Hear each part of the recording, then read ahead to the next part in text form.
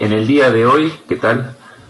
Vamos a estar viendo el tema de árboles y ejes para la materia cálculo de elementos de máquina.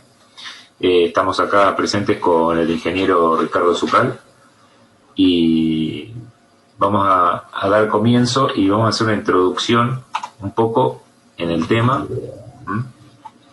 Vamos a empezar por las definiciones, la diferencia que tenemos entre árboles y ejes. Vamos a definir al eje como un elemento generalmente es cilíndrico, no giratorio, que se utiliza para colocar otros elementos que puedan girar sobre estos. En el caso de árboles son elementos rotatorios también, y a diferencia de los ejes, estos permiten transmitir un par, o sea, potencia a través de los mismos. Acá, por ejemplo, para hacer una comparación sobre el mismo ítem, vemos una carroza antigua donde está compuesta por un eje, un sistema ya sea rodamiento o un buje que le permite girar con menor fricción a la rueda. Y en este caso vemos de un automóvil un poco ya más moderno el sistema de transmisión que tiene, donde tenemos un eje con sus elementos, homocinéticas, disco de frenos, etcétera, donde la potencia del motor entra por este eje y hace girar a la rueda, aplicándole un par para que pueda desplazar al automóvil sobre la ruta. Pero bueno, esas serían esas dos grandes diferencias. Sí, generalmente los ejes pueden ser fijos o móviles. Fíjense en este ejemplo nomás de la carreta esta, de la carroza, que había dos opciones para el diseño de estos carruajes. Uno era mantener el eje fijo, el eje quieto, que se mueva a la rueda, y la chumacera, o sea, la pieza en la cual había que engrasar o ponerle cuero para que no tuviera tanta fricción, estaba colocada en ese lugar y giraba la rueda, pero el eje estaba fijo. Existía otra opción, de las dos maneras se fabricaban estos elementos, en las cuales el eje estaba agarrado a la rueda y el eje giraba junto con la rueda. Y este elemento de unión, cojinete, digamos, ya lo vamos a ver en el siguiente tema, estaba colocado entre el eje y una pieza fija en el carruaje, pero el eje giraba. Ahora, igual se sigue llamando eje, como bien decía David, porque no transmite potencia. La diferencia es básicamente en que no transmite la potencia esta pieza, llamada eje en este caso, y sí en el caso de las ruedas modernas, en la cual la potencia del motor es transmitida a través del eje hacia la rueda.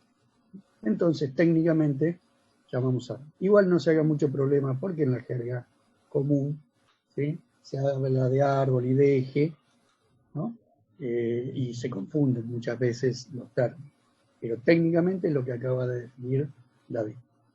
Sí, muchas veces en las bibliografías, cuando buscan en libros, a veces habla de ejes cuando está hablando de transmitir potencia, así que en eso puede haber una mezcla de términos, pero bueno, en lo que corresponde a definición, estas serían las definiciones pertinentes a cada una.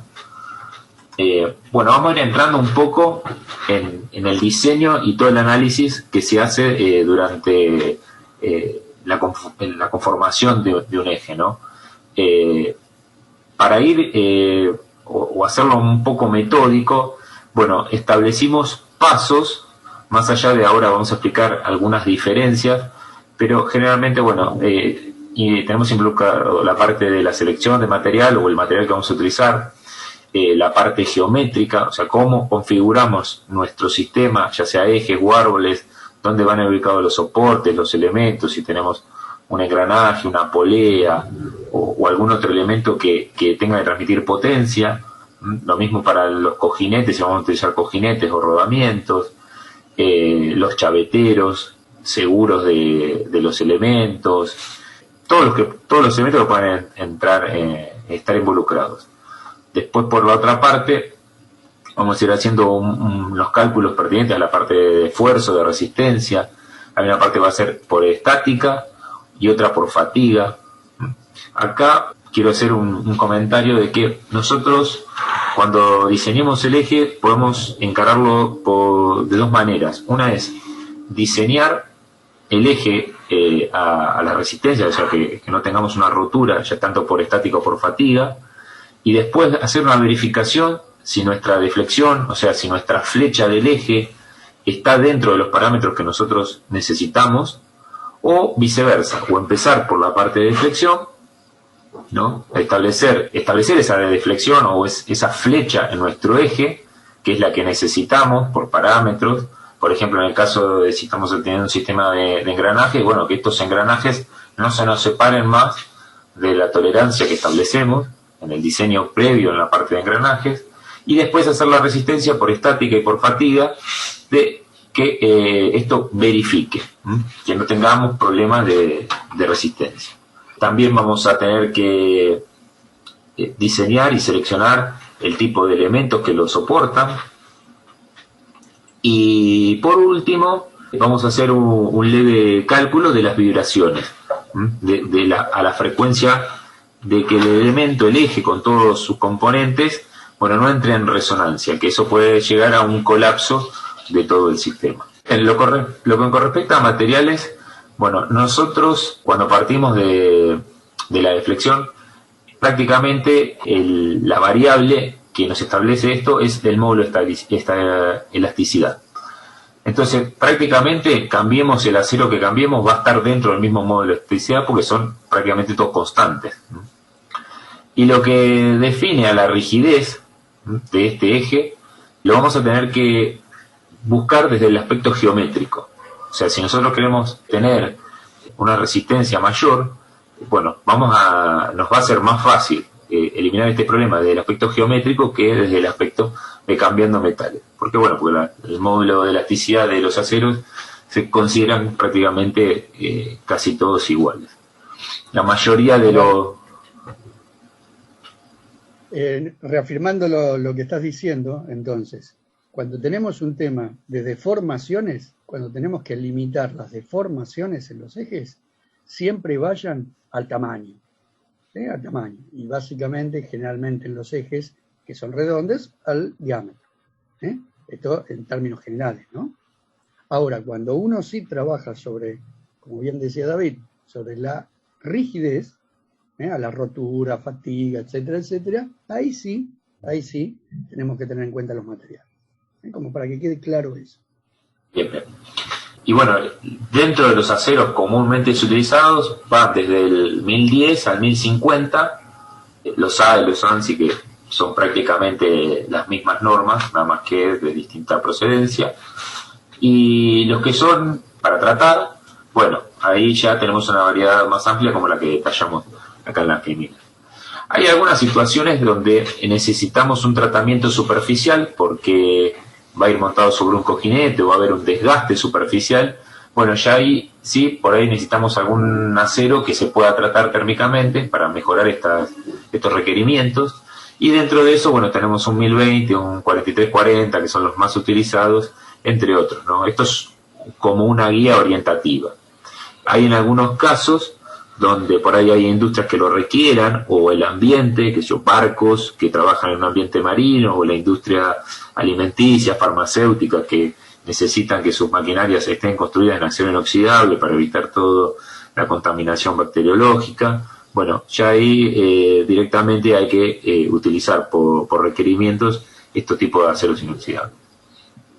Hay veces que se utilizan algunos aceros un poco de mejor vista, en cuanto cuando uno quiere diseñar algo que quede lindo también, y que no hay que llevarle al bulto en ese sentido en el diseño.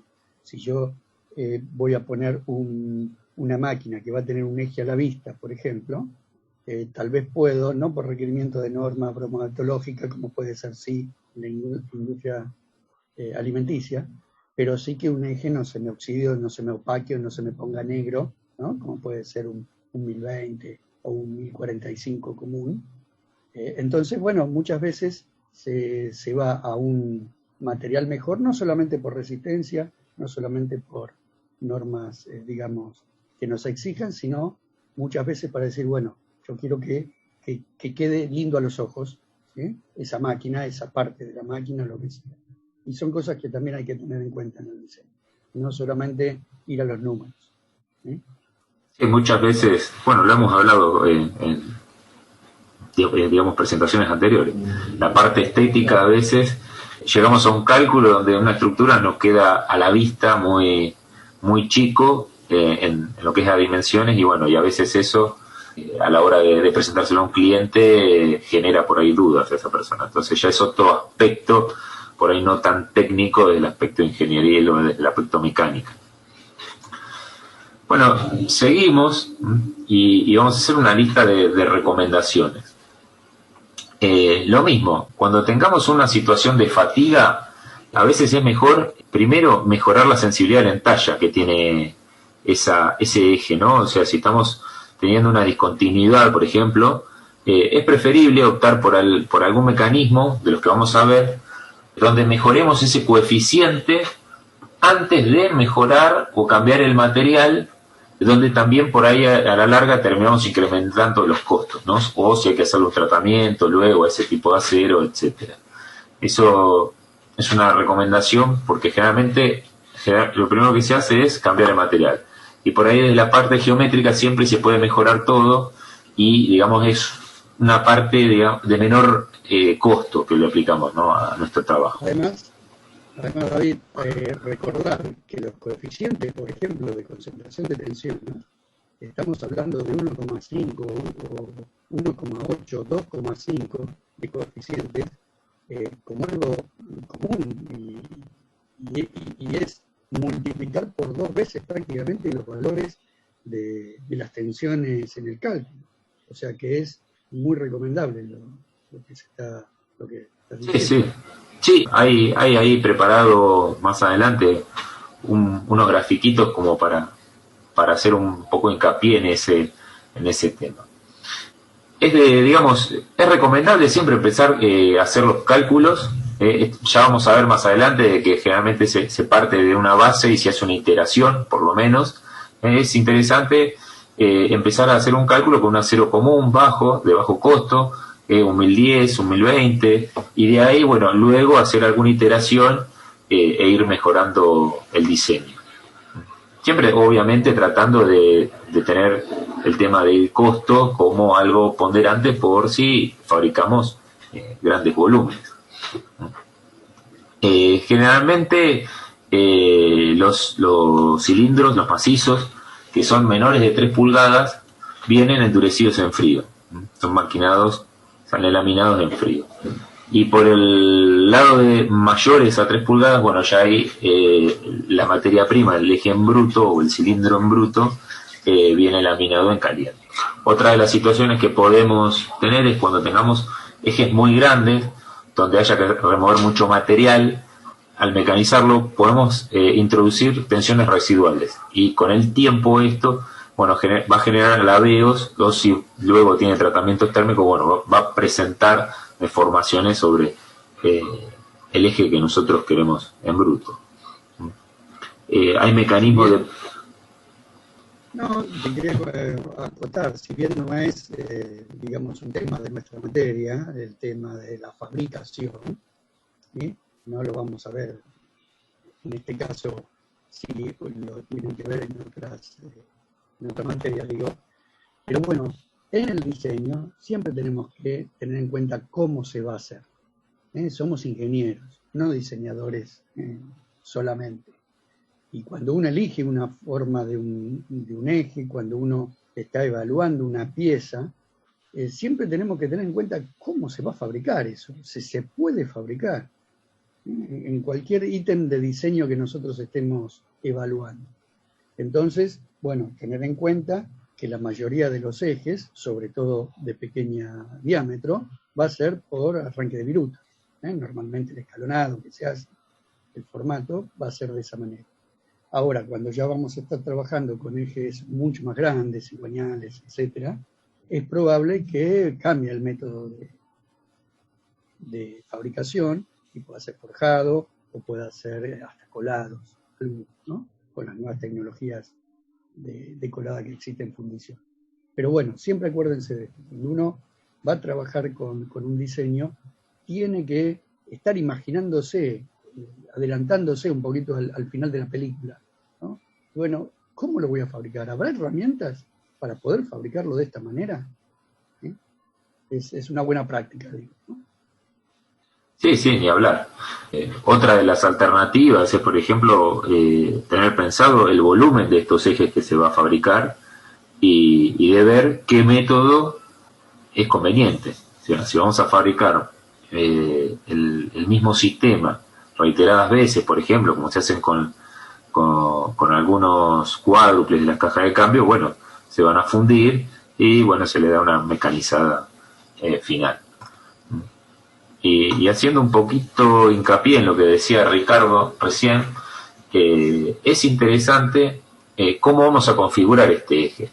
No solo por los elementos y las tareas de transmitir potencia, sino también de mejorar la distribución de esfuerzos sobre sus distintos apoyos y, en el caso, siempre tener en cuenta de si hay que hacer algún recambio, si hay que sacar una correa, si, por ejemplo, acá en el diagrama tenemos un ventilador entre medio, si ese ventilador hay que limpiarlo o hay que hacer algún mantenimiento, o si fuese algún sistema de transmisión que cada tanto por ahí se varía, se cambia algún paso. Bueno, tener todas esas cuestiones de diseño en cuenta. Y también, bueno, la posibilidad de acceder a esos elementos si es que hay que hacerle algún mantenimiento o cambio de bujes o de rodamientos cada determinada cantidad de horas, entre otros, ¿no? Además, como lo vamos a ver a lo largo de esta clase, pero se ve justamente en esta diapositiva, los ejes no solamente se calculan o se diseñan en función de la pieza propia, eje, árbol, en función de lo que transmite o lo que soporta, sino que además muchas veces trabajan como medio de unión, ¿sí? O de soporte de las piezas que estaba nombrando David. O sea, las poleas las vamos a tener que montar arriba de los árboles. Los rodamientos van a ser los soportes que van a permitir el giro de los árboles. Los engranajes lo mismo, las levas. Entonces, el formato final que va a tener esta pieza no solamente depende de su propia resistencia, sino del formato que haga más simple o más fácil o más gradual hasta el mantenimiento de la máquina en sí. Es una pieza bastante compleja y que interrelaciona prácticamente todos los elementos que tenga. Por eso la vemos ahora al finalizar la materia, en tanto y en cuanto ya estuvimos viendo otros elementos, y va en conjunto con los rodamientos o los cojinetes. ¿Sí? ¿Por qué? Y porque todo árbol o todo eje tiene que tener apoyos. Y los apoyos son estas piezas. Bien. Dentro de esta configuración vamos a tener que tener en cuenta de cómo vamos a ir alojando cada elemento, ¿no? Siempre es recomendable tener los elementos entre apoyos, pero bueno, a veces las situaciones hacen que no podamos y nos puede quedar algún elemento, como en este caso, en voladizo. A ver, ¿por qué decir, David, que tiene que ser? No, que tiene que ser no. ¿Qué es preferible? A ver, para explicar un poquito a los chicos. Y en el caso, cuando colocamos un elemento en voladizo, tenemos mayores esfuerzos sobre la pieza, ¿no? Tenemos mayores flexiones. Parecería obvio, ¿verdad? Pero está bueno. ¿No? Sí, está bueno. Si lo ponemos en voladizo, ¿qué va a pasar? Iba a tener que ser más grande la pieza, ¿no? Para que pueda resistir las mismas cargas. Esto es algo interesantísimo. El diseño de la pieza va a estar en función del diseño general de la máquina. El diseño de la pieza específica, ¿no? Que no pasa con otras. La polea es la polea y va a estar en función de la correa que elijamos. En cambio, el eje, en función de donde yo ponga la correa, va a cambiar. Va a cambiar y va a ser más beneficioso o no, dependiendo de las posiciones que vos estás comentando. Sí, en el caso de una polea en voladizo, nosotros sabemos que las correas permiten cierta desalineación y desfasaje de ángulo, ¿no? sobre la directriz, pero en el caso de un engranaje, bueno, esto lo perjudica notablemente. Entonces, un engranaje en voladizo y generalmente trabaja no tan eficiente como un engranaje si estuviera puesto entre apoyos, pero bueno, hay muchas situaciones que evaluar. Esa es otra muy buena razón, muy buena razón para que esté entre apoyos. ¿Sí? La propia deflexión, ya no la resistencia y que tenga que tener un diámetro mayor, sino que, bueno, la propia deflexión o deformación, como podemos ver, es crítica en algunos casos. ¿Sí? Sí, sobre todo, bueno, como vimos a la hora de hacer cálculos sobre engranajes, que tenemos una fuerza que hace que el engranaje empuje hacia el eje, claro, y eso va a generar una deflexión. Y viceversa sobre su homólogo, bueno, se van a tender a separar. Entonces, ya todas esas consideraciones que habíamos hecho, bueno, se van a ver levemente modificadas y eso va a generar un desgaste más prematuro. Igualmente vamos a ver unas tablas con algunas recomendaciones. Otra de las situaciones, por ejemplo, a tener en cuenta, es de poder colocar, en caso que tengamos distintos elementos, 3 o 4 engranajes, y si entre ellos hay variación de cargas, bueno, poner los de mayores cargas sobre o más cerca de los cojinetes o rodamientos. Eso va a hacer de que esa flecha, esa deflexión sea menor.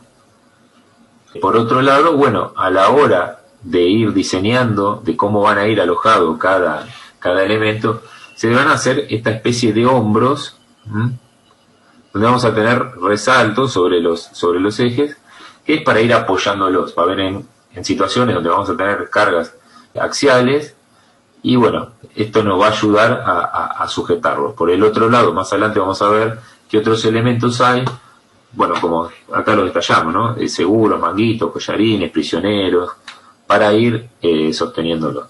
A la hora de transmitir todos estos esfuerzos axiales, es decir, por ejemplo, cuando vimos los engranajes helicoidales y los cónicos, que nos transmitían las cargas axiales uno a otro, y ese elemento, ese engranaje nos transmite al eje o al árbol y luego al cojinete, bueno, vamos a tener que definir ese alojamiento, ese rodamiento o ese cojinete, de cómo va a recibir toda esa carga.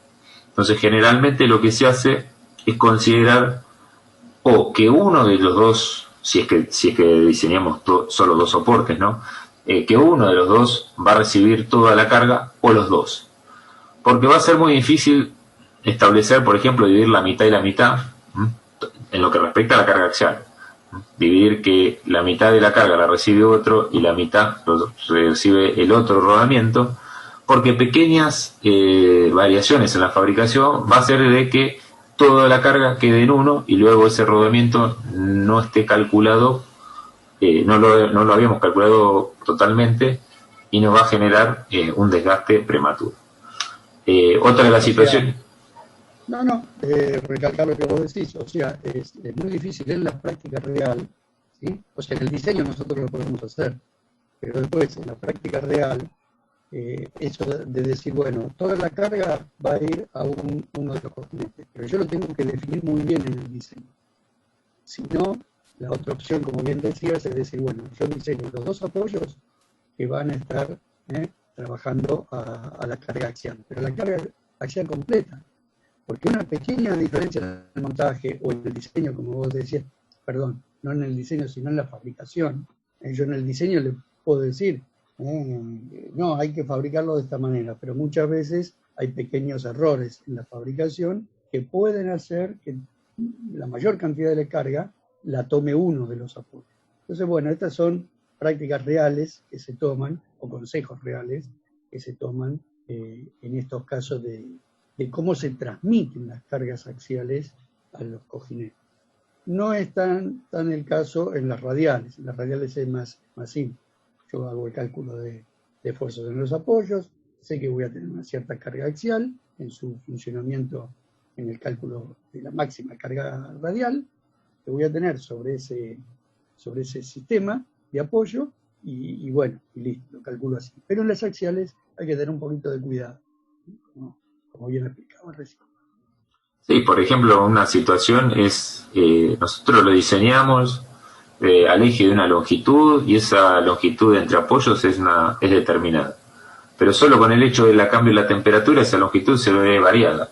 Entonces, bueno, ya ahí tenemos una variable dentro de nuestra longitud que va a hacer que estos se separen, y bueno, ya todo lo que habíamos establecido por ahí en el papel, o hoy más modernamente en un software, se vio variado, y no va a ser en la práctica tal cual lo habíamos esquematizado. Un ejemplo que se me acaba de ocurrir parecido en lo que es las cargas radiales podría ser un hiperestático, por ejemplo. Claro. En que yo un eje de esto le ponga varios, Chumacera, varios cojinetes, 3 o 4 cojinetes. ¿Y cómo calculo yo los apoyos en ese caso? Porque cuando son 2 es muy fácil, pero cuando son varios, ¿sí? Y ahí es un problema. Es un problema para llegar a los resultados reales de la práctica. Sí, eso es otra de las cosas.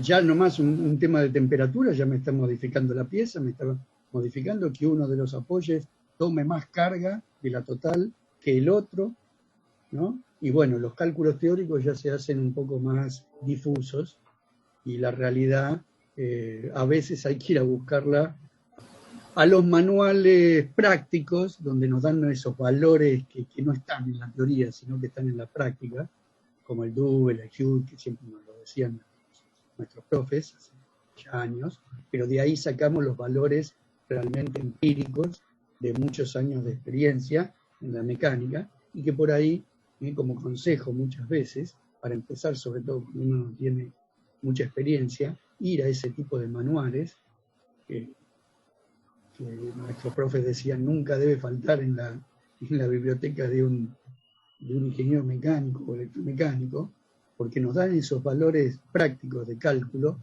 que por ahí hacer un cálculo teórico le estemos confiando por mucho. Sí, uno de los temas que no tocamos es eso, tener por ahí más de 2 apoyos, que se dificulta mucho hacer los alojamientos de estos apoyos que queden totalmente alineados. Siempre va a haber variaciones a la hora de la fabricación, y eso, bueno, nos va a introducir por ahí un esfuerzo que a veces no lo tenemos en cuenta. Entonces, lo recomendable es tratar de poner entre 2 apoyos nuestro sistema, pero bueno, muchas veces se ve imposible por los largos o por la cantidad de elementos, y bueno, generalmente un caso así es un cigüeñal, más allá de que no es un eje tal como lo vemos acá, pero por ejemplo tiene varios apoyos, ¿no? Sí, pero fíjate un eje de un barco, por ejemplo, que claro, son largos, y tienen que tener varios apoyos, porque si no las deflexiones pueden ser catastróficas. Sí, sí. Y bueno, y ahora entramos en la transmisión del par, ¿no? Acá ya hablando más de los árboles. Para transmitir otra vez lo mismo, en la secuencia del elemento que nos transmite la potencia hacia el árbol, y del árbol después a la salida, al otro elemento. Bueno, vamos a tener que tener un elemento que lo fije entre uno y otro, que lo haga solidario. Estos elementos, hay varios, hay cuñas, hay veces que nosotros fabricamos un eje y lo estriamos, donde colocamos el engranaje, la polea o el elemento que sea en ese eje, y queda prácticamente bloqueado. La diferencia entre la cuña, que generalmente es generar un pequeño espacio fresado sobre ese eje, donde va un elemento que traba, y también sobre la polea, por ejemplo, va también fresada. Entonces generamos una cavidad donde colocamos un elemento. Voy a avanzar un poquito la diapositiva para que se vea. Se genera esta cavidad sobre el eje y sobre el elemento, y colocamos la chaveta o la cuña.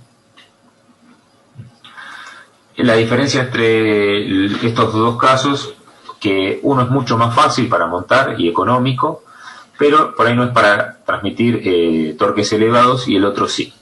El otro es mucho más costoso de fabricar porque hay que hacer un eje y hacerle las estrías, que eso lleva muchas horas de maquinado, pero bueno, nos garantiza una transmisión de torque elevado, y que esta chaveta, por ejemplo, no, que podría fracasar.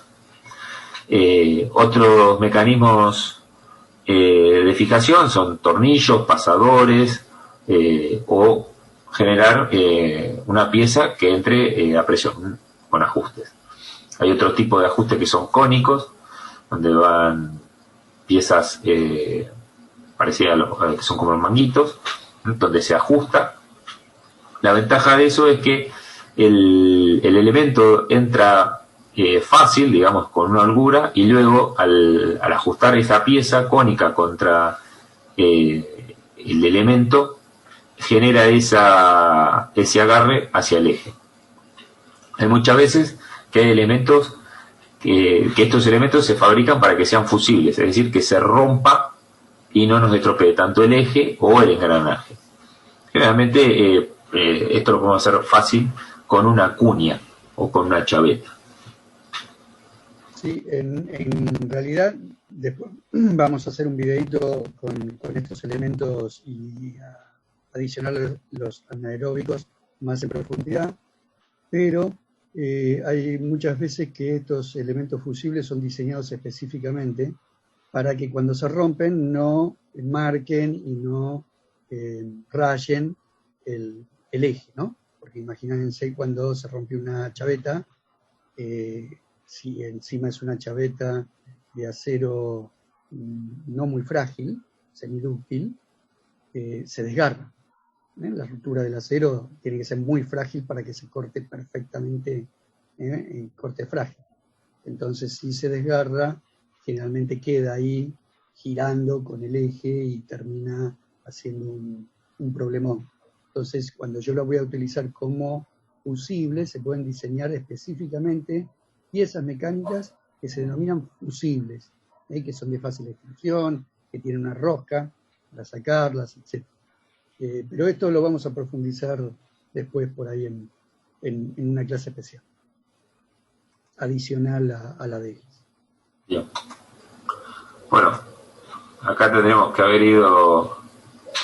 Acá, por ejemplo, tenemos los casos, las distintas fotografías de cada caso, ¿no? En el primer caso tenemos una chaveta, claro. Acá tenemos el eje estriado con su correspondiente engranaje. Sí, sería como una múltiple chaveta, ¿no?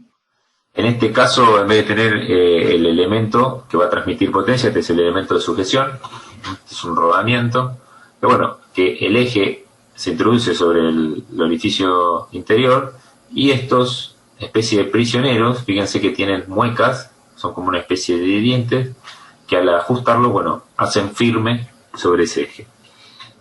Esto sobre todo es para que no posea movimiento axial.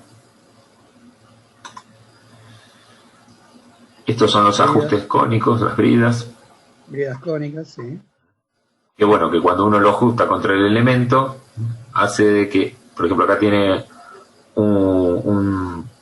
no son enteros, son partidos, que es donde lo permite modificar su geometría.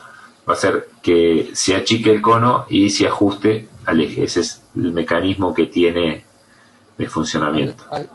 Al apretarlo axialmente, genera una normal radial, ¿se entiende? Por la conicidad. La conicidad está en la parte externa, digamos, en esta parte que el elemento ajusta, porque esta parte sí es cilíndrica, porque tiene que ajustar sobre el eje y quedar alineado.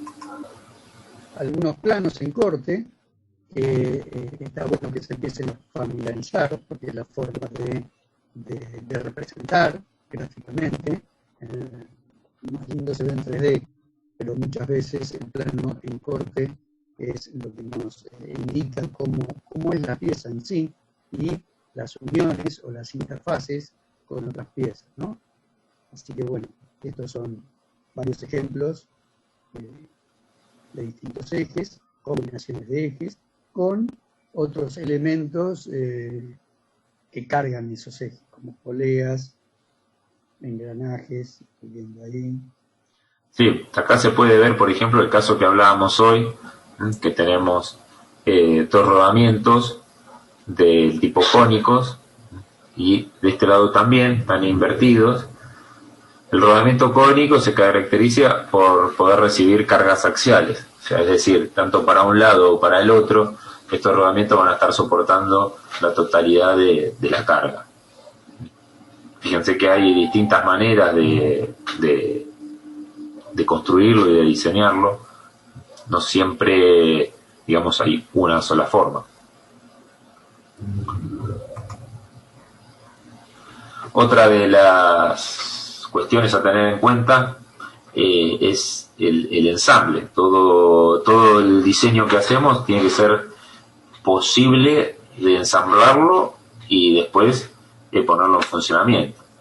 Una de las técnicas es utilizar el diámetro más grande en el centro e ir haciendo los extremos progresivamente más pequeños.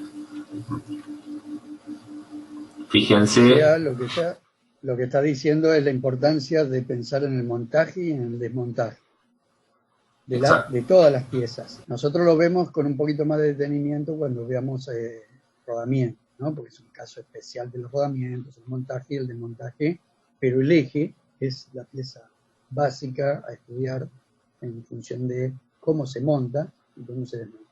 Muchas veces la adopción de una pieza u otra que va montada en el eje, sobre todo los rodamientos, está en función justamente de eso, de cómo voy a hacer el montaje o cómo voy a hacer el desmontaje de la máquina o de la pieza.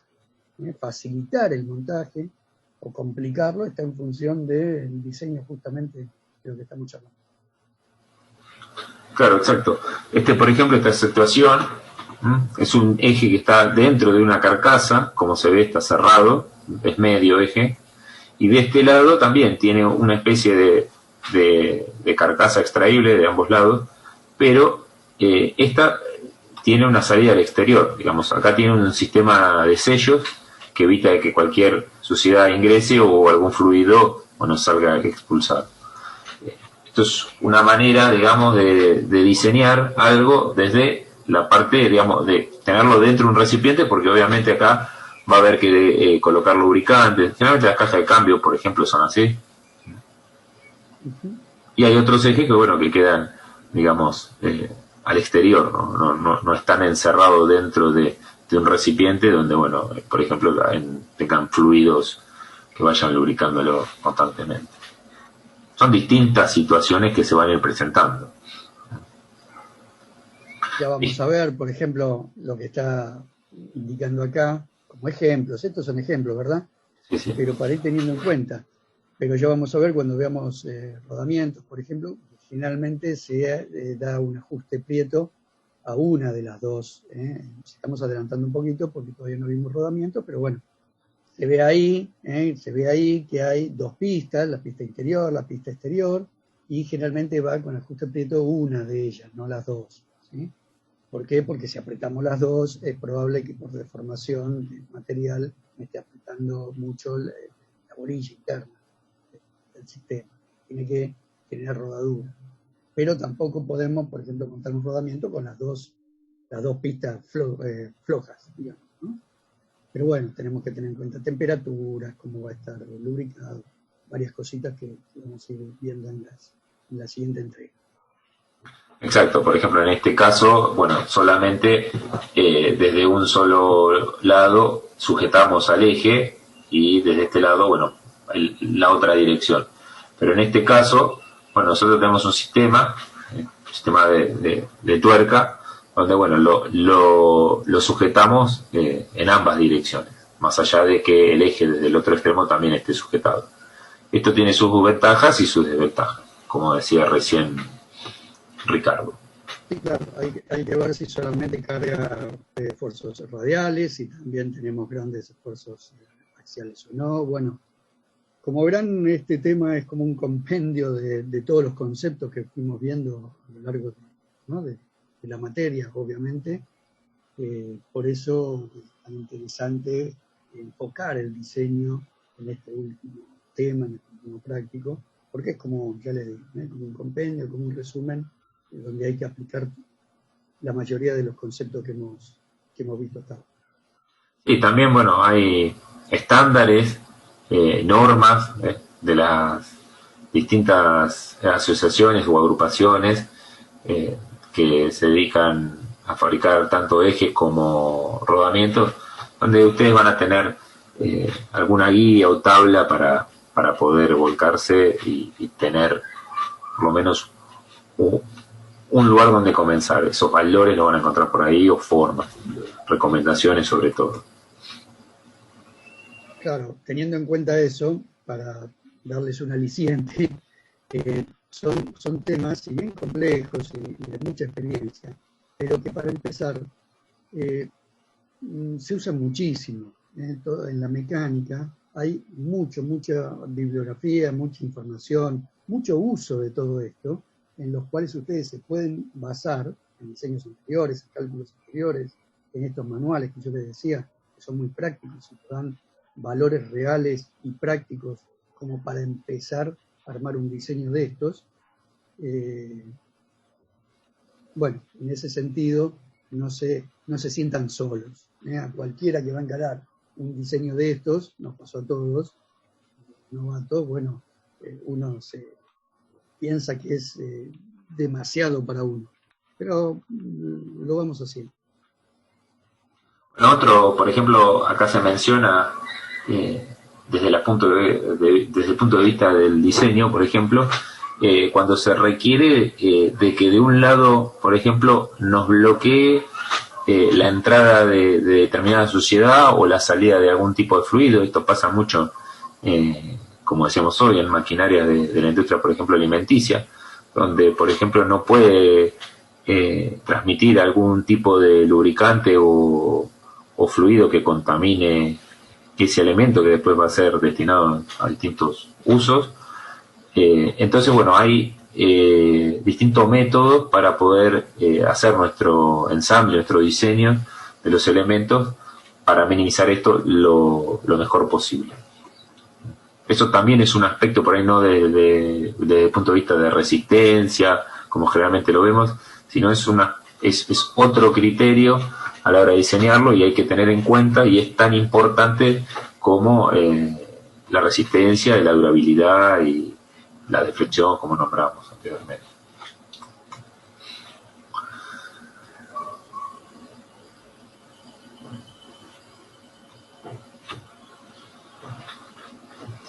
Bueno, desde el punto de vista de los esfuerzos, lo ideal es empezar desde las zonas críticas,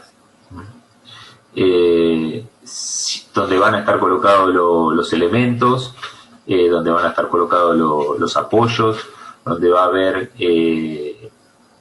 sujetadores, tanto como chavetas, o si va a haber estrías o algún prisionero, porque eso va a generar un concentrador de tensión en esa zona. Bueno, es una zona para evaluar. A veces que no es necesario evaluar todo el eje, sino en determinadas zonas, que es donde vamos a tener las complicaciones. Otra de las cosas es útil evaluar situaciones típicas de esfuerzo, situaciones de arranque o situaciones de carga máxima de una máquina, o también de un periodo, digamos, de un régimen permanente. En el caso del par torsor, bueno, eso nos va a generar esfuerzos de corte de mayor valor sobre la superficie, y es recomendable realizar todos estos diagramas de corte, de flexión en los ejes, en los dos planos, a lo largo del eje, para que nosotros tengamos idea también de esos valores donde tenemos los máximos y los mínimos para ir a hacer hincapié a la hora del cálculo. Otro caso acá me remite justamente a videos del principio de cursada, sobre todo lo repite y hace mucho hincapié Roberto en esto, que no hay una sola solución, porque no hay un solo criterio de cálculo. Nosotros como ingenieros el día de mañana podemos adoptar diferentes diferentes criterios de cálculo, cómo vamos a calcular esta pieza, en el caso del eje. vamos a calcular la fatiga, vamos a calcularlo, ¿sí?, a una fórmula de una norma, vamos a adoptar una norma de cálculo, vamos a adoptar un sistema de impacto. Bueno, entonces, como hay diferentes fórmulas de cálculo, como hay diferentes formas de cálculo, siempre repetimos lo mismo, es muy importante adoptar el mejor criterio hacia la realidad del funcionamiento de esa pieza. Hagamos un paralelo rápido. Si vamos a calcular un engranaje, un tema que ustedes ya lo han visto y lo han practicado en su casa. ¿Qué forma de cálculo vamos a usar? Hay muchas. ¿Qué criterio de cálculo podemos usar? Lewis, Barr, Buckingham, Agma la flexión, Agma el desgaste, etcétera, etcétera. Entonces, ¿cuál vamos a usar? Todos. Y nos van a dar resultados diferentes, nos van a dar un montón de módulos diferentes. ¿Cuál adoptamos? Ahí estamos viendo qué sistema de cálculo vamos a adoptar. Entonces, si nosotros nos equivocamos en el sistema de cálculo, o el criterio de cálculo, aunque lo hagamos bien, vamos a estar cometiendo error por elegir mal un criterio de cálculo. Entonces, es muy importante lo que listaba recién David. ¿Cómo va a funcionar esa pieza? ¿Va a ser un eje con un árbol con par torsional? ¿O va a ser un eje casi cuasi estático? ¿Vamos a hacer un cálculo de fatiga en un eje cuasi estático? Digo cuasi estático porque se puede mover de soporte nomás y muy lentamente, o estar quieto. Un apoyo, un eje de apoyo como el de la carreta. Bien, no, entonces voy a buscar otro sistema de cálculo, porque si lo hago por fatiga y le meto Sodro, como vamos a ver, voy a estar cometiendo error, pero no porque hice mal el cálculo de Sodro, no, porque elegí un criterio equivocado. Y en estas piezas se ven en todas, pero en esta pieza es muy llamativo la diferencia que me puede dar en el diámetro mínimo utilizando un criterio o utilizando otro. Entonces, si va a tener violentos arranques y paradas, y bueno, un cálculo de impacto tenemos que hacer, o en algún lugar vamos a tener que ponderar ese arranque cuántas veces más, ¿no?, el esfuerzo del par torsional va a ser que el normal de potencia, ¿no?, consumida por la máquina, por ejemplo. Bueno, todo esto hay que tenerlo en cuenta. Bien, para ir terminando y completando, analizar los momentos, si hay momentos alternantes, o sea, si nuestro eje va a girar, entonces esa deflexión en el momento de que gire 180 grados va a ser invertido. Entonces, bueno, todo eso va a generar fatiga. Y, como decía Ricardo, aplicar un método de cálculo a esto que sea pertinente. Por el otro lado, también tener en cuenta cuando tengamos cargas axiales. Sobre todo, que por ahí no se habla, si los ejes son muy largos. Bueno, va a haber una situación parecida a la de pandeo o se va a poder llegar a eso. Y bueno, por ahí en ese caso habría que analizarlo, ¿no? O evitarlo y diseñarlo de otra manera, entonces en vez de estar a la compresión, que esté a la tracción nuestro eje. Entonces evitamos de que podamos tener una situación en donde pueda colapsar el eje. Estamos hablando de valores muy altos o en el caso de ejes muy esbeltos, ¿no? Fíjense entonces con el ángulo de en realidad el tipo de, si es mano derecha o mano izquierda, el ángulo de inclinación de los dientes de un par de engranajes helicoidales. Ponerlos de una forma o ponerlos de la otra va a hacer que las cargas o sean de tracción sobre el eje o sean de compresión, por ejemplo. Lo que estaba diciendo. Esto ya lo han visto en otra materia, pero bueno, para refrescar un poco cuáles son las tensiones y los momentos torsores, están definidos los factores de concentración de tensión, los valores de torsión, los momentos de inercia.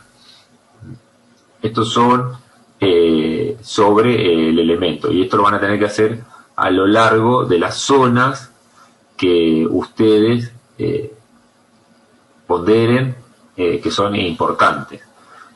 Si te utilizan un método de cálculo a través de un software, por ejemplo, bueno, va a ser computacionalmente más fácil, entonces, bueno, puede analizar todo el eje.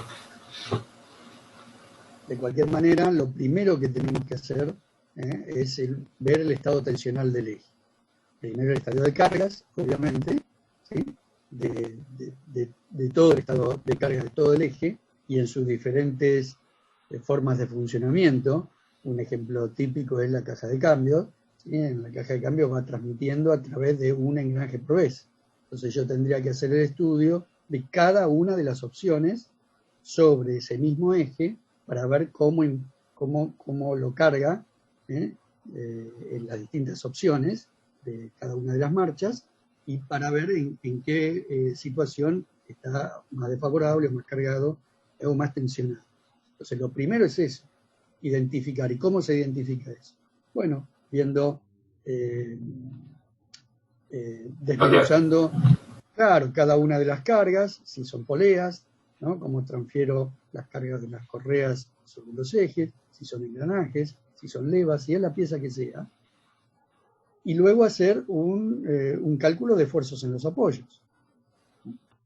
Cuando tengo todo el estado de cargas, hago, como decía David hace un ratito, todos los diagramas tensionales de momentos torsores, flectores, corte, axiales, etc.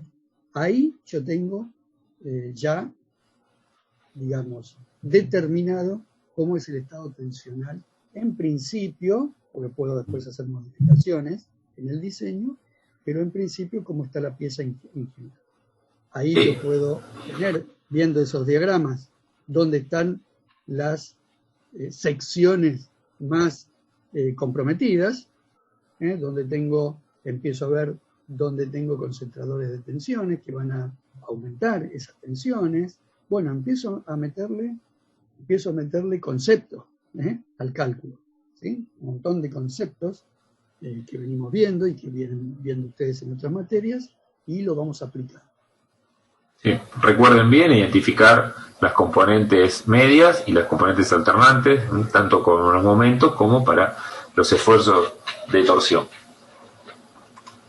Acá hay, por ejemplo, un esquema de un eje donde se presentan dos engranajes, dos cojinetes o rodamientos y, bueno, las correspondientes curvas, ¿no? O sea, fíjense de que entra el par torsor por un engranaje y sale por el otro.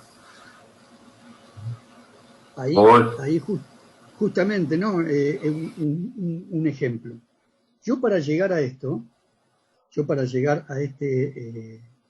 esquema de la izquierda, ya lo tengo diseñado. Ahí ya estaría casi hasta verificando, ¿no? Porque yo ya lo tengo todo diseñado, sé dónde va a ir cada cosa, cada elemento, sé los cambios de diámetro, ya calculé acá, o estoy verificando, etc. Como dijo David al principio de este video, es un caso de iteración. Seguramente no nos va a salir el mejor diseño en la primera prueba o en el primer modelaje de esta pieza, modelado. ¿Estamos? Entonces, seguramente yo puedo decir, oh, pero si yo lo corto un poquito, o si le pongo esto, bueno, pero tengo que empezar por algún lado. Y una forma interesante es recurrir a lo que denominamos ya teniendo el estado de cargas, en principio, a lo que denominamos el sólido de igual resistencia. Que no sé si es un concepto que les ha quedado bien firme de la materia estática, o donde se ven estos temas de resistencia de materiales, pero el sólido de igual resistencia, para volver a verlo un poquito, es el diámetro mínimo, se puede ver de esta manera, ¿no? El diámetro mínimo resistente para un criterio de cálculo, ¿sí?, que adoptemos para cada una de las secciones de la pieza. Para cada una de las secciones de la pieza. Yo, si hiciera un cálculo de las infinitas secciones que componen ese eje, por ejemplo, a mí me daría para cada sección un diámetro. ¿sí? Si yo estoy calculando el diámetro mínimo para que no se rompa, digamos, ¿no? Entonces, ese diámetro, para cada sección, si yo voy trazando, voy uniendo, ¿sí? Como si fuera en un dibujo, ¿sí? Esos diámetros, me da un formato de pieza. Ese formato de pieza se denomina el sólido de igual resistencia o de mínima resistencia. Por ejemplo, lo que está dibujando ahí. Ahí te pasaste, ¿no? Sí, sí. Estaríamos mal. El pulso no me anda muy bien con el mouse, pero bueno, quería hacer una representación. Claro, pero conceptualmente es interesante lo que vos dijiste, dibujaste. Porque si fuera ese realmente el diámetro mínimo en cada caso, estaría mal diseñado ese eje, porque en el medio, ahí en el diámetro de 4, que dice, estaríamos en un diámetro más chico del mínimo que me dice el criterio de cálculo. ¿Sí? Está bueno como ejemplo, ¿sí? Este caso. Entonces, yo teniendo esos diámetros mínimos para cada sección, yo sé que tengo que estar por arriba. Y ahí sí puedo diseñar los cambios de diámetro, los alojamientos, ¿sí? El diámetro en el cual va a ir el rodamiento o el cojinete de deslizamiento, a eso iba, que muchas veces me dan un diámetro mínimo que es mucho mayor que el diámetro, digamos, para que no se rompa el eje en ese lugar, sobre todo en las puntas, ¿no? Que generalmente se va haciendo las tensiones mínimas, ¿no? Sobre todo las de fricción. Pero digo, muchas veces tenemos diámetros en el eje mayores a los que son de resistencia. Está sobredimensionado el eje. ¿Pero por qué? Y porque no le puedo poner un rodamiento más chico. Porque en el cálculo de rodamiento, que se ve siempre en conjunto con el eje, manda.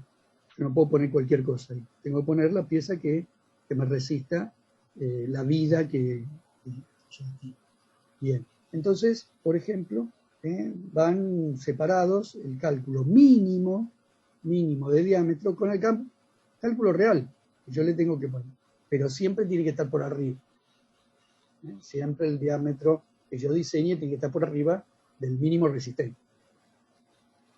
Sí, otra de las consideraciones cuando uno hace los diagramas o plantea los esfuerzos, fíjense de que son generalmente puntuales, ¿no? Y vemos, por ejemplo, que en este caso el engranaje es bastante, digamos, tiene una relación ancho-diámetro bastante grande, ¿no? Entonces, bueno, también uno a veces comete esos errores en plantear de que todo el esfuerzo está concentrado en un punto, ¿no?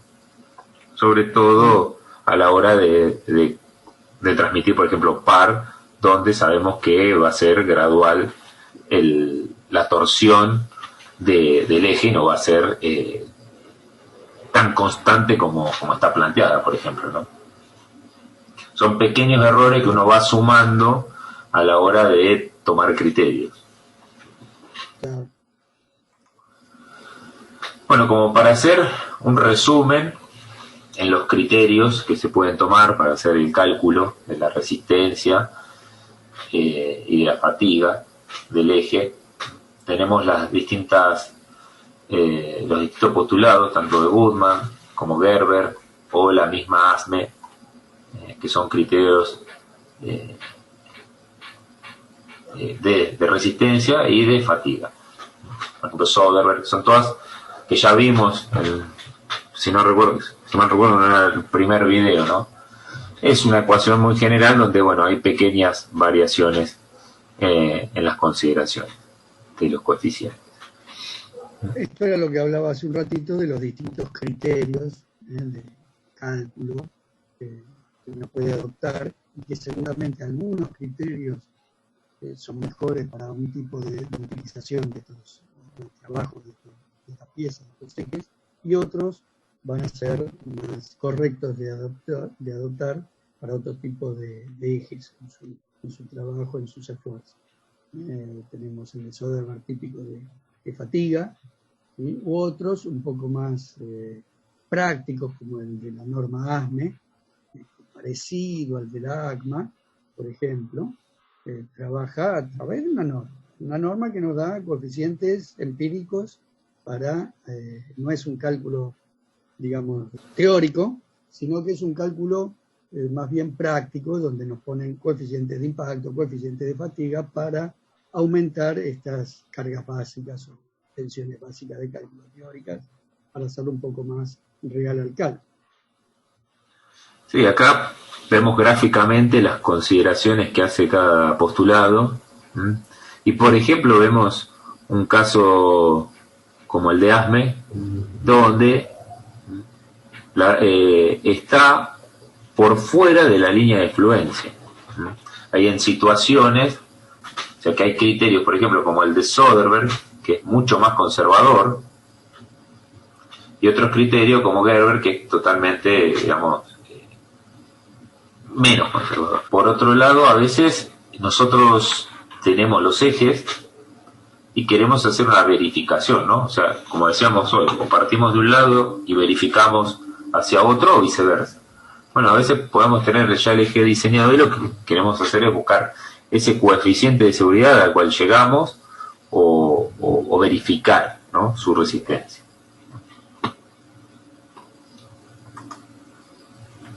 Recuerden que ustedes van a utilizar mucho,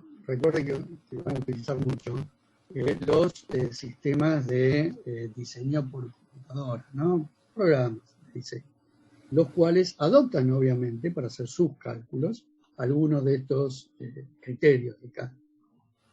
Es importante muchas veces conocer, hay veces que se puede llegar a ese conocimiento, otras veces lo tienen un poco más escondido, pero saber, por ejemplo, el Inventor, el Sólido, los programas que existan en el futuro, qué criterios de cálculo están utilizando para cada uno de los sistemas de diseño que estén, ¿no?, que estén usando.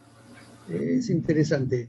¿Por qué? Porque muchas veces nos ha pasado en los trabajos prácticos, cuando hacemos hacerle algún diseño a través de algún sistema de estos computacionales y después lo comparamos con alguno un poco más teórico y conservador, algún software hecho a mano todavía, vemos diferencias y no sabemos por qué hay tantas diferencias. Uno cree que por ahí hizo mal el cálculo, ¿no? Y le cree más al de la computadora. Y muchas veces nos hemos dado cuenta de que no, que hay ciertas fallas en esos cálculos también en función de las variables adoptadas por nosotros, porque el programa hace un cálculo, pero si nosotros ingresamos variables no tan fieles o nos equivocamos en ingresar alguna variable, el cálculo va a salir mal. Entonces, ojo que la computadora tampoco es infalible, estos sistemas de cálculo hay que manejarlos muy bien, tener experiencia. Entonces, al principio hacer alguna comparación con algún cálculo teórico y básico nos puede, digamos, allanar un poco el camino y decir, bueno, estamos dentro de los valores normales o lógicos, o mirá, no, estamos muy por afuera, estamos lejos. Entonces, sí. Por ejemplo, para dar un ejemplo de lo que comentabas, yo con el que más familiarizado estoy es con el Inventor, y cuando se hace el cálculo, la verificación, el sólido de igual resistencia no tiene en cuenta el material que elegimos nosotros, sino que toma como un sigma admisible total, digamos, más allá del material que se seleccione, de 50 megapascales. Entonces, comparando con un cálculo como lo tenemos en los apuntes, iba a haber una diferencia porque son criterios distintos desde el punto de vista de la resistencia, de la tensión admisible del material, ¿no? Por supuesto que seguramente hay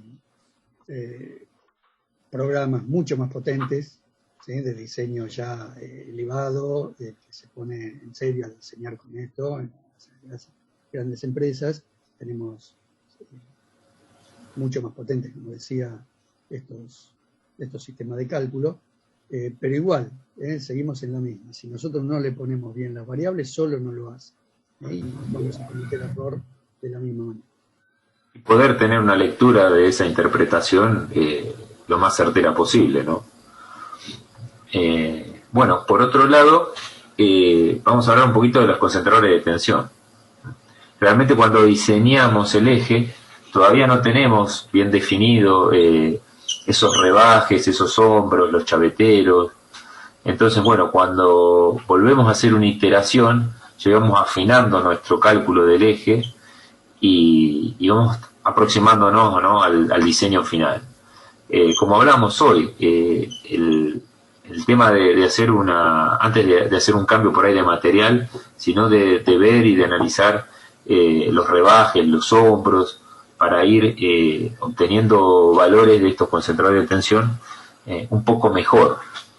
¿A qué me refiero un poco mejor?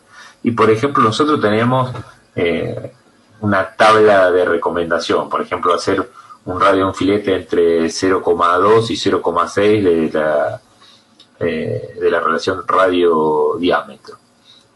Pero nosotros cuando entramos esos valores, o el valor típico de los apoyos entre 1,2 y 1,5, bueno, cuando nosotros entramos esos valores, fíjense la diferencia, como decía hoy Ricardo. Nosotros entramos acá entre 0,6 y 0,2, ¿no?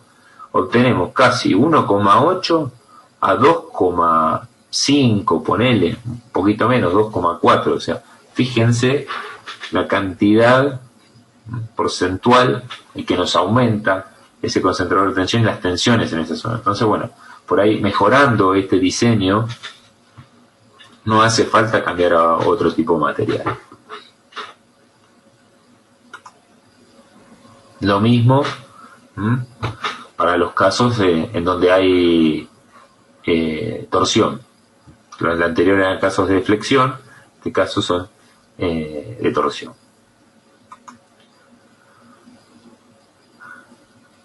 Bueno, para todos estos diseños tenemos tablas de recomendación. Recomendamos de que lean un poco de la bibliografía, los apuntes, los libros, que están detallados, como para siempre poder complementar y no solo quedarse con los de la diapositiva, porque siempre hay alguna cuestión por ahí que queda dando vuelta y surge alguna duda, entonces después se puede consultar. Estas son las consideraciones en lo que respecta a la flexión. Fíjense las recomendaciones que hay para los engranajes, la deflexión que puede haber. Bueno, va a depender obviamente del paso, y acá hay valores tanto en la valores de la flecha o como la deflexión desde el punto de vista del ángulo.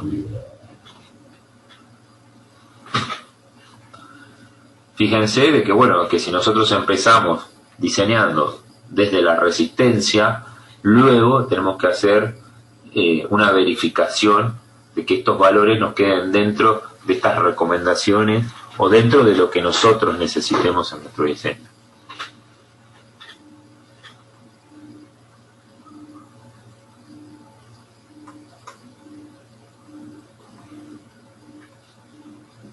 Bueno, estas son herramientas de cálculo cuando hacemos la verificación para estar dentro de los diámetros permitidos. O sea, nosotros hacemos un cálculo y después, bueno, iteramos para poder hallar ese diámetro nuevo acorde a las solicitudes que tenemos. Bueno, estas herramientas de cálculo. Acuérdense entonces que el diseño en cuanto a el eje del árbol, en cuanto a su tamaño, a sus diámetros, lo podemos ver desde dos puntos de vista. Uno es la resistencia, como resistencia de materiales, tanto en cuanto a rotura, desgaste, fatiga, etcétera, etcétera. Y la otra es en cuanto a lo que justamente está indicando ahora, que es la deformación, las deformaciones máximas permisibles. Son dos vertientes con cálculos totalmente diferentes. Y como dijimos al principio, una en cuanto al material, la resistencia del material, obviamente la geometría, pero el material también. En cambio, la otra es solamente el tamaño. ¿Sí? Si yo le cambio el material, a la deformación no voy a tener mucha diferencia. Así que si yo tengo un problema de deformación por torsión, por ejemplo, de ángulo de torsión, que estoy muy por arriba, no prueben con cambiar material, no les va a solucionar el problema. Van a tener que hacerlo más de mayor diámetro, para poder resolver ese problema de ángulo torsional por arriba del recomendado. Lo mismo con las flechas, etc. Sí, a lo sumo, que no es común, pero bueno, utilizar ejes huecos, si es necesario alivianar y no hacer que todo nuestro sistema quede muy pesado. Bien. Es justamente lo que estábamos hablando. Estamos hablando. Bueno, estas son otro de las áreas a evaluar. Bueno, es la torsión total que vamos a tener de extremo a extremo en el eje y que también que esté dentro de las tolerancias. En este caso, para poner un ejemplo bien práctico, bien práctico, para tener una idea de lo que estamos hablando, ¿sí? En un puente grúa, el carro del puente grúa no estaba colocado en el medio, ¿sí? Teníamos las dos ruedas, ¿sí? Y el sistema tenía un eje corto, una rueda muy cerca, y el otro, para llegar, la tracción, para llegar a la otra rueda, tenía que recorrer, digamos, parte de la nave, ¿sí? De una empresa. Entonces era un eje corto y un eje largo. Bien.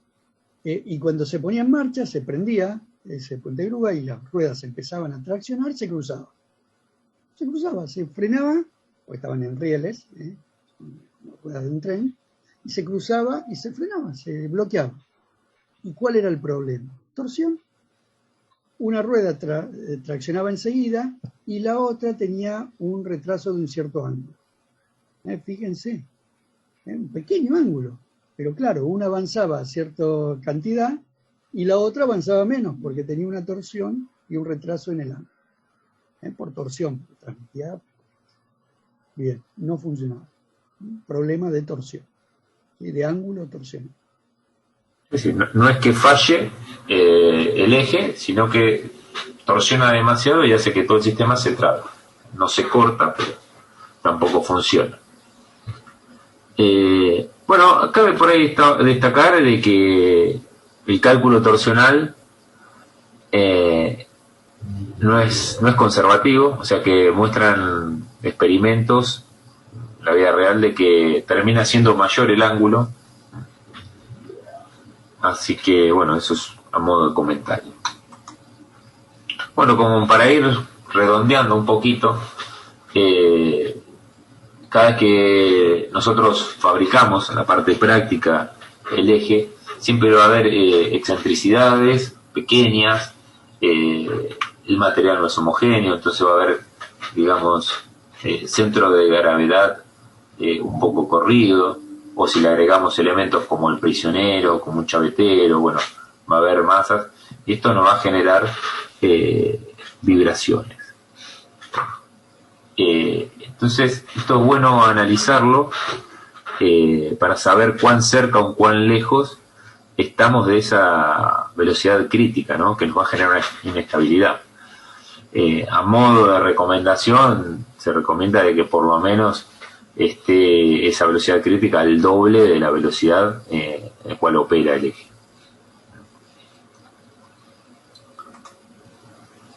La idea, bueno, principalmente tenemos el cálculo del eje solo, sin los elementos, de su velocidad crítica, y por otro lado de todos los elementos que vamos a ir adicionando a nuestro sistema. Todo eso lo vamos a ir sumando. Acá se ven representados el caso del eje solo, y bueno, y dentro del eje los distintos segmentos de cada elemento, que se puede considerar como la suma de los distintos elementos.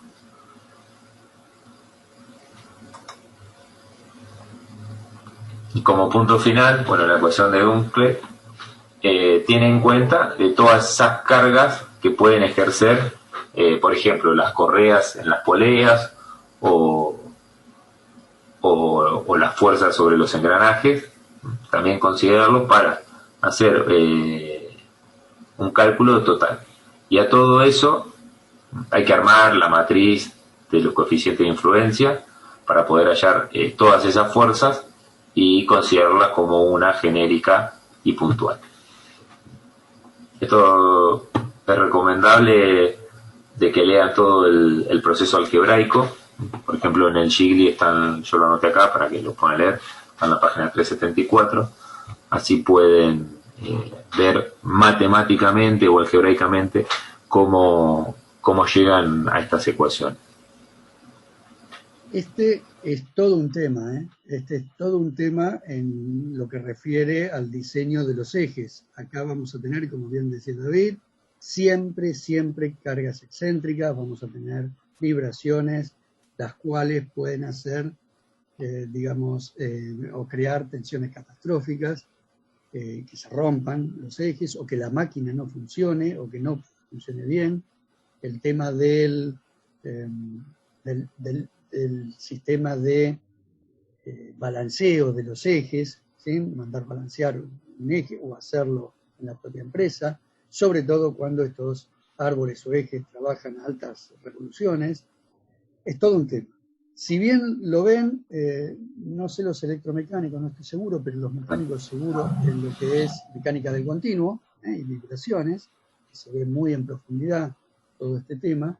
Dentro del tema de ejes y en cualquier bibliografía, como bien decía, en el Gigli ni hablar, está muy tenido en cuenta, dada la importancia que tiene este tema en el diseño, en el cálculo y luego sí en el funcionamiento de estas piezas dentro de un todo que puede ser una máquina. Ténganlo siempre muy en cuenta este tema. Sí, como vos hoy contabas del caso del eje, de la hélice y del eje de un barco, ¿no? Longitudes tan grandes, una hélice en voladizo, bueno, todo eso hace de que por ahí el sistema nos entre en resonancia y puede llegar a tener un resultado catastrófico. De cualquier manera, hay mucha información, hay mucha bibliografía sobre cualquiera de estos temas que uno puede, cuando tenga que hacer algo específicamente o meterse muy en profundidad en alguno de estos temas, con los conceptos que ustedes están adquiriendo y van a adquirir al iniciar la carrera, perfectamente van a poder entender cualquiera de esas bibliografías y poder utilizarlas. Sí, y este es un caso simple, donde por ejemplo estas cargas se consideran constantes. En el caso de una caja de velocidad de un automóvil, donde uno acelera y desacelera, bueno, todas esas velocidades, todas esas cargas son variables, velocidades variables, y bueno, hay otros métodos de cálculo más complejos para obtener valores más certeros o más parecidos a la realidad. Pero bueno, por lo menos estimativamente tener un valor y que ese valor esté por lo menos dos veces más grande, ¿no?, de nuestro régimen permanente.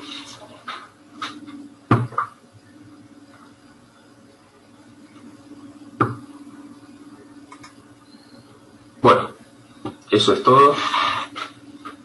Y les reitero, recomiendo de que profundicen estos conceptos en los apuntes que van a estar subidos en el sitio y con la bibliografía. Sobre todo, bueno, para los casos de que tengan por ahí en algún trabajo práctico un grado de complejidad un poco más grande.